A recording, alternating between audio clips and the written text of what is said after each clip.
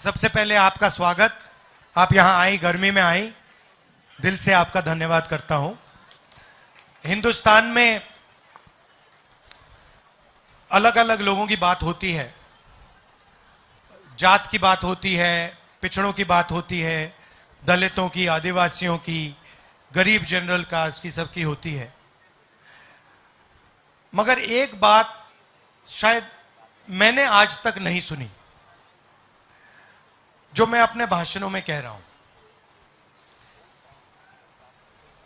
कि आजकल दोनों महिला और पुरुष काम करते हैं, चाहे वो खेत में हो, मजदूरी हो, जॉब हो, कॉल सेंटर हो, उबर हो, जो भी हो। अगर आप देखेंगे, हिंदुस्तान की महिलाएं काम करती हैं और हिंदुस्तान के पुरुष काम करते हैं, बाहर, घर से बाहर जाकर काम करते हैं।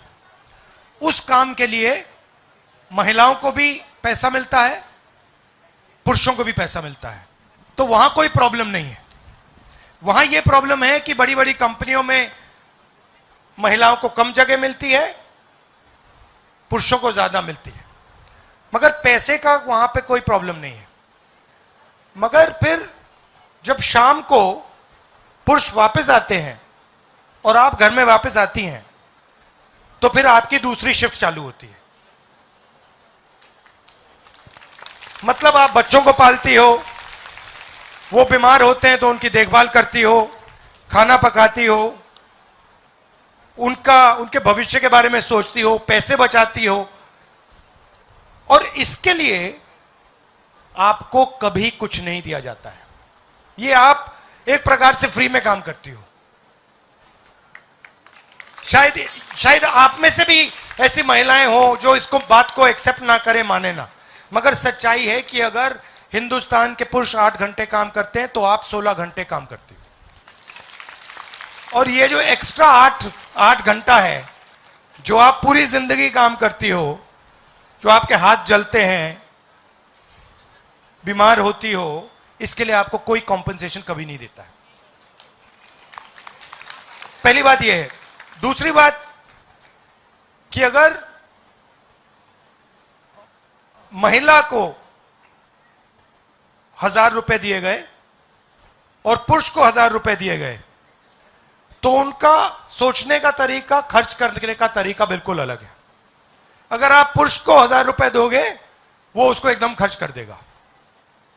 अगर आप महिला को 1000 रुपए दोगे, वो उसको बचाएगी, बच्चों के बारे में सोचेगी, लंबा सोचेगी, उनकी पढ़ाई के बारे में सोचेगी, प्लानिंग करेगी, तो आपको पैसा नहीं मिलता, मगर आपकी जो फाइनेंशियल सोच है वो बेहतर है, पुरुषों से वो बेहतर है। कहना नहीं चाहिए, मगर बहुत सारे परिवारों में अगर आप पुरुष को पैसा दो, वो शराब पी लेते हैं। तो ये फर्क है महिलाओं और पुरुषों में। तो इस बार हमने एक बात सोची है कि ये जो आपके एक्स्ट्रा 8 घंटे हैं, इसके लिए सरकार आपको कॉम्पनसेशन पैसा दे। हम नहीं चाहते कि आप ये काम फ्री में करो, तो इसलिए हम महालक्ष्मी योजना लाए हैं। महालक्ष्मी योजना 8500 रुपए हर महीने, 1 लाख रुपए साल के हिंदुस्तान के सबसे गरीब महिलाओं के बैंक अकाउंट में जाने वाला है।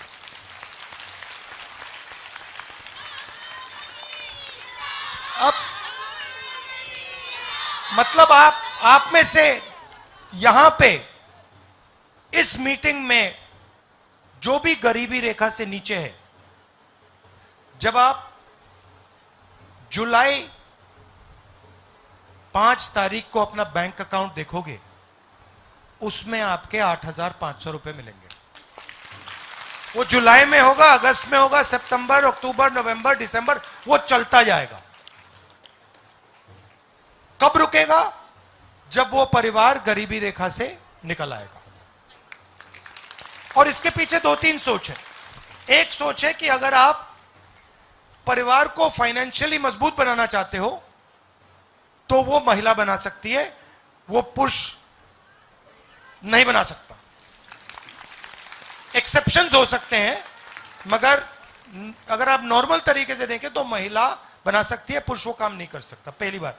दूसरी बात, आप फ्री में काम करती हो, सरकार ये नहीं चाहती है कि आप फ्री में काम करो। और तीसरी बात, अगर हमने महिलाओं को पैसा दिया तो वो दूरदृष्टि से सोचेंगी, फाइनेंशियल अवेयरनेस के साथ काम करेंगी और परिवार को ज्यादा फायदा होगा। ये एक योजना है। दूसरी योजना जो नरेंद्र मोदी जी ने महिला रिजर्वेशन की बात की, पार्लियामेंट में धूमधाम से उन्होंने मतलब महिला रिजर्वेशन बिल पास किया और फिर कह दिया कि भैया इसको हम 10 साल बाद लागू करेंगे। सर्वे होगा, सर्वे के बाद 10 साल में हम लागू करेंगे। सर्वे नहीं करेंगे, सर्वे होगा ही नहीं। 10 साल छोड़ो, वो 20, 25, 30 साल, 50 साल में नहीं होने वाला। और इसके पीछे सोच है। देखिए, उनका सबसे बड़ा संगठन है आरएसएस। आप जानते हैं कि आरएसएस में महिलाओं को लेते ही नहीं है, वो महिला अंदर ही नहीं जा सकती। तो ये इनकी सोच में बहुत गहरा घुसा हुआ है कि महिलाओं को सेकंड क्लास सिटीजन रखना है। तो दूसरा काम हम करेंगे जो उन्होंने कहा कि 10 साल बाद वो रिजर्वेशन देंगे, हम एकदम आपको रिजर्वेशन दे देंगे, लोकसभा, राज्यसभा, विधानसभा। और मैनिफेस्टो में हमने ये भी लिखा है कि सरकारी नौकरियां जो हैं, पब्लिक सेक्टर में, सरकारी ऑफिसेज में, अस्पतालों में, कॉलेजेस, यूनिवर्सिटीज में 50% महिलाओं के लिए रिजर्व होंगी। क्योंकि हम सोचते हैं कि जब तक महिलाओं को भागीदारी नहीं मिलेगी, चाहे वो राजनीति हो, कॉरपोरेट इंडिया हो, पब्लिक सेक्टर हो, जुडिशरी हो, जब तक महिलाओं को भागीदारी नहीं मिलेगी तब तक ये देश प्रगति नहीं कर सकता है। ये हम इस बात को एक्सेप्ट करते हैं, मानते हैं और इसके साथ हम आगे चलते हैं। तो ये चीजें हम आपके लिए करने जा रहे हैं। यहां मनरेगा तो यहां चलता नहीं है, मगर मनरेगा में आज 250 रुपए मिलते हैं। महिलाएं काफी मनरेगा का काम करती हैं, उसको हम 400 रुपए कर रहे हैं।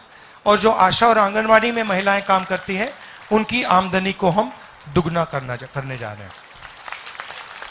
मगर यहां मैं आपसे कहना चाहता हूं, सबसे जरूरी चीज है कि हमें महिला विधायक, सांसद, मंत्री, हमें ये चाहिए। तो आपको नहीं, क्योंकि जब तक हम एमएलएज नहीं लाएंगे, एमपी नहीं लाएंगे, तब तक आपकी आवाज नहीं पहुंचने वाली। सीधी बात है। तो आपको प्रधानी में जगह मिल गई है, अब हम आपको राज्यसभा, लोकसभा, विधानसभा में जगह देंगे। और फिर 50% हम चाहते हैं कि 50% महिला हो उसके अंदर, क्योंकि मैं जानता हूं कि आपकी आवाज दबाई जाती है, घर में दबाई जाती है, समाज में दबाई जाती है, सड़कों में आपको डराया जाता है। और इसको बदलने का यही तरीका है कि महिलाओं को भागीदारी मिले और महिलाएं दिखाई दें सब जगह। तो ये मैं थोड़ा सा आपको बताना चाहता था। अब आपके कोई सवाल हो उदित राज जी से, मुझसे, या आप कुछ कहना चाहती हैं, आप खुल के कहिए। नहीं, आप कह रही हैं वो हो गया खत्म, मैंने बोला नहीं।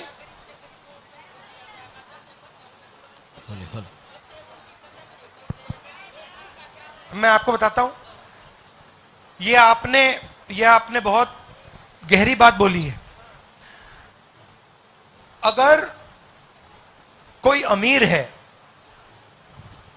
कंपनी में काम करता है, तो उसको जॉब सिक्योरिटी मिलती है, उसको निकाला नहीं जा सकता। अगर निकालना है तो मतलब 3-4 महीने की सैलरी मिलती है, पेंशन मिलता है, पूरा का पूरा मिलता है।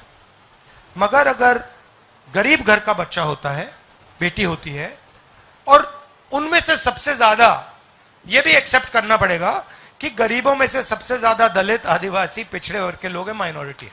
ये एक्सेप्ट करना पड़ेगा। तो जब हम गरीब की बात कर रहे हैं, उसमें ज्यादा पिछड़े हैं, ज्यादा दलित हैं, ज्यादा आदिवासी हैं, ज्यादा माइनॉरिटी, हाँ गरीब जनरल कास्ट के भी लोग हैं, मगर वो 90% हिंदुस्तान की आबादी ये लोग हैं। और फैशन क्या बना है, जहां भी ये लोग हैं इनको ठेकेदारी प्रथा पे लगाया जा रहा है। आप देखिए, मिलिट्री में अग्निवीर बना दिया। अग्निवीर क्या है? अग्निवीर जवान को उन्होंने मजदूर बना दिया कि भाई जब भी हम चाहते तुम्हें निकाल देंगे, तुम्हें पेंशन नहीं मिलेगी, तुम्हें सैलरी ठीक नहीं मिलेगी, तुम्हें कैंटीन नहीं मिलेगी, नहीं मिलेगा, शहीद का दर्जा भी नहीं मिलेगा। तो मतलब जो गरीब लोग आर्मी में जा रहे हैं उनके लिए अग्निवीर, और जो अमीर लोग आर्मी में जा रहे हैं उनके लिए पेंशन, उनके लिए सारी फैसिलिटीज, उनके लिए मेडिकल, उनके लिए सब कुछ। तो आपने जो बात बोली कि ठेकेदारी प्रथा, तो हमने मैनिफेस्टो में साफ कह दिया है, सरकारी नौकरी में, पब्लिक सेक्टर में, सरकारी ऑफिसेज में हम ठेकेदारी प्रथा को बंद करने जा रहे हैं। हम बंद करने जा रहे हैं। अगर कोई भी हिंदुस्तान की सरकार में काम करेगा, चाहे वो गरीब हो, अमीर हो, इज्जत से, रिस्पेक्ट से काम करेगा, उसे पेंशन मिलेगी, उसे सोशल सिक्योरिटी मिलेगी, उसे स्वास्थ्य की सुविधा मिलेगी, बिना इसके सरकार में काम नहीं होने देंगे। और ठेकेदारी प्रथा में यह भी बात है कि जो काम करता है वो गरीब होता है, वो ओबीसी होता है, दलित होता है, आदिवासी होता है, माइनॉरिटी होता है, और जो ठेकेदार होता है वो अमीर होता है, हाँ अमीर से अमीर होता है। तो ये तो सच्चाई है। तो इसको भी हम सरकारी ऑफिसेज में और पब्लिक सेक्टर में इसको हम बंद करने जा रहे हैं। क्योंकि देखिए नरेंद्र मोदी जी ने पिछले 10 साल क्या किया, 16 लाख करोड़ रुपए उन्होंने अरबपतियों को पकड़ा दिए। अब हम चाहते हैं कि ठीक है 10 साल इन्होंने ये की बदमाशी, अब हम पैसा, सरकार का पैसा गरीबों के जेब में डालना चाहते हैं। एक मैं भाषण में कहता हूं, उन्होंने 22 अरबपति बनाए, हम करोड़ों लाखपति बनाने जा रहे हैं। मैं रेडी पटरी का काम भी करती हूँ, और ये सोच लो जब से ये मोदी आया हमारा तो जीना हराम कर रखा है। एक तो सबसे ज्यादा सिलेंडर लो, आटा लो, तेल लो, मतलब गरीबी, मतलब महंगाई इतनी कर दी है ना कि हम लोग बहुत ज्यादा परेशान हो चुके हैं। सिलेंडर 1200 कर दिया, आटा 32 रुपए का है, गरीबी में इतना हाल हो गया। और सबसे बड़ी बात है किराए पे मकान में रहने का, और कमा के ला के देना, 1 महीने की कमाई देना, हमें इतनी खलती है ना बहुत ज्यादा, सबसे ज्यादा। और ये जो मकान है ना, हमें मकान मालिक ना वो बिजली का बिल माफ करते ना कुछ करते हैं, जबकि माफ कर रखा है सरकार ने, मगर माफ नहीं है। हमारे लिए भी कोई ऐसा सुविधा निकालिए ताकि किराएदारों के लिए भी मकान होना चाहिए, ताकि अपने मकान में रहें। सबसे ज्यादा किराएदार परेशान होता है। और जो रेडी पटरी के ऊपर काम कर रहे हैं, मैं इंडिया गेट पे दुकान लगाती हूँ, इतनी परेशान हूं ना मैं वहां इस वक्त बहुत ज्यादा। इंडिया गेट के अंदर लगाते थे अमर ज्योति के पास, आज रोड पे लगा रखा, मगर रोड पे भी पब्लिक वहां रुकने नहीं देते हैं। एनडीएमसी वाले, दिल्ली पुलिस वाले बहुत परेशान करते हैं। ये दिल्ली पुलिस वालों ने तो ज्यादा दुखी कर रखा है, वो किसी को सुन के ही राजी नहीं होते। तो सर कुछ ऐसा कीजिए जो सबका। आप बेचती क्या हो? मैं पानी कोल्ड ड्रिंक लगाती हूँ सर। पानी जी, कोल्ड ड्रिंक। मेरे को वहाँ 40 साल हो गए सर। पहले इंडिया गेट में लगाती थी? जी, अब भी इंडिया गेट पे हूँ, पहले भी इंडिया गेट पे थी। अच्छा। मैं अमर ज्योति के साथ ही लगाती थी, और अब इतना ऐसा हाल हो गया, मतलब वहाँ इंसान कुछ समझते ही नहीं है। पुलिस वाले तो कुछ समझते ही नहीं है, आते हैं, उठाते फेंकते हैं, बस निकलो यहाँ से। वहाँ का ऐसा जो है बहुत दुखी करता है। वो नया थाना बना दिया, वहाँ परेशानी कर रखी है, बहुत दुख है वहाँ पे।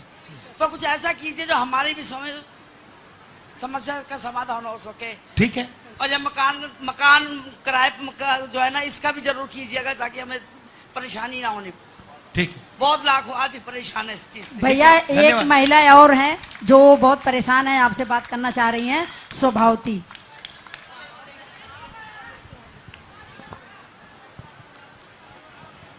हेलो, हाँ भाई साहब नमस्ते। मैं रेडी पटरी वाली हूँ। मैं परेशान बहुत हूँ, मेरे को परेशान करते हैं।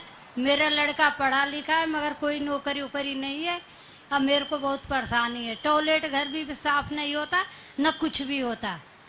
आप कहाँ बेचती हैं? ये मंगोलपुरी एम ब्लॉक में, पेशाब घर के सामने। और क्या क्या बेचती हैं आप? सब्जी बेचती हूँ भाई साहब, धनिया मिर्ची उर्ची होता है, आलू आलू बच्चे लगा रहे हैं।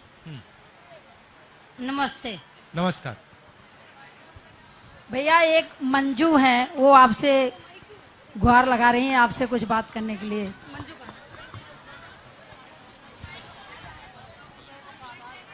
हेलो नमस्ते।